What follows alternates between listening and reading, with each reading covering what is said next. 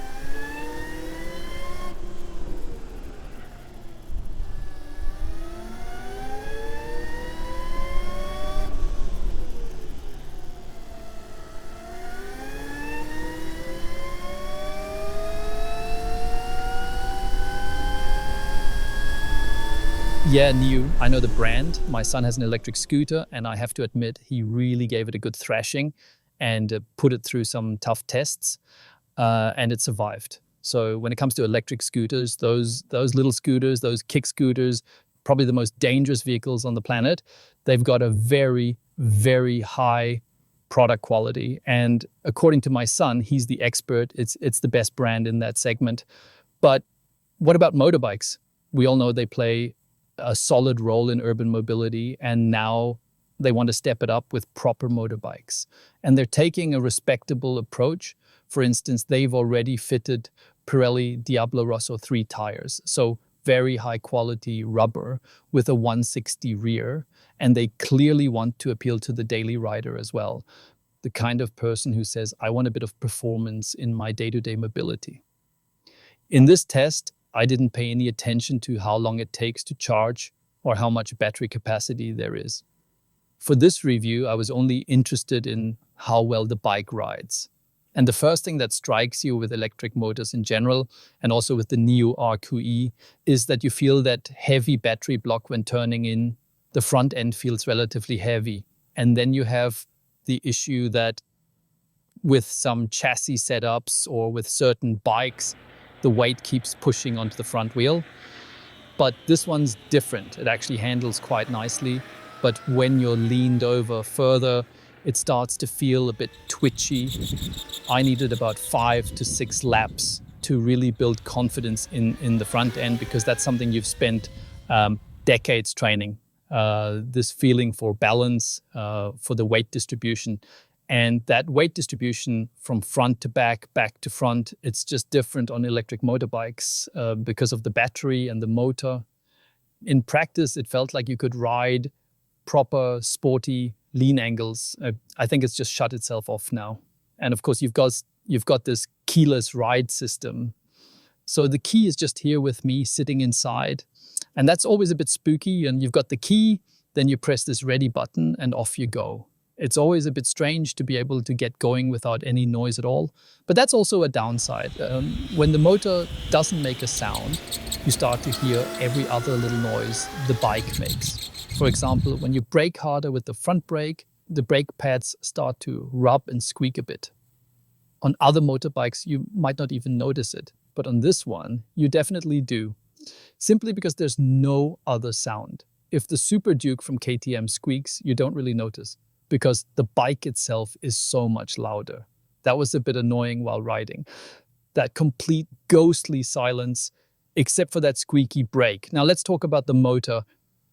What they have done really, really well is give you a strong sense of traction and grip. That's genuinely sporty, quite demanding, and not everyone manages to pull that off. But it's like this.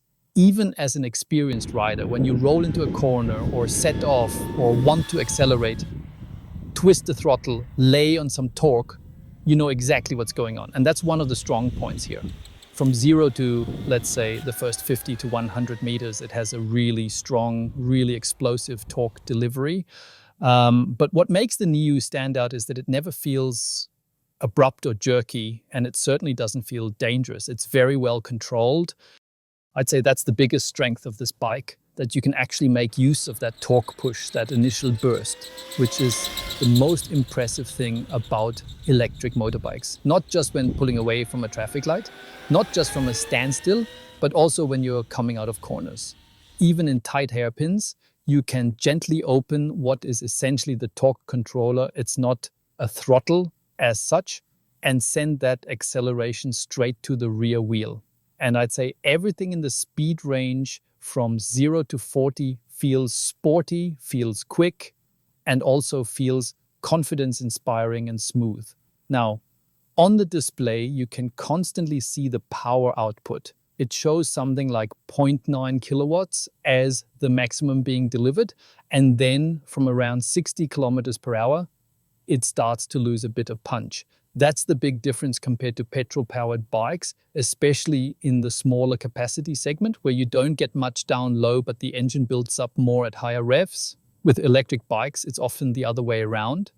And that's the case here too. From standstill, you get lovely explosive torque, but then it can't really build more at the top because it follows a linear power curve. There's no sudden kick at 60 or 70. It just continues linearly. It's not dramatic, but I think it's faster than you'd expect because this precise torque delivery allowed me to ride through tight corners fairly quickly. But of course, on long straights, bikes with 300 or 400 cubic centimeters are definitely ahead of this one because they can still build up more and reach higher speed ranges. Just to give you a bit of a reference so you can get a feel for the bike, it's a proper full-size naked bike. In terms of how it feels in the saddle, I'd place it in the range of a CB650 or a CB500, even though engine-wise it's below that. The front end feel is a bit bulky, a bit unwieldy because of the battery pack. That bulky feeling then gives way to something a bit twitchy when leaned over, but still at a decent level.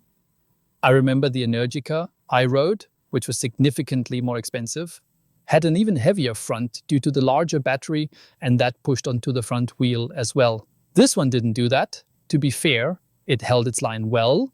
It had precise line control and accurate cornering, but there is a slightly twitchy feel compared to a petrol bike.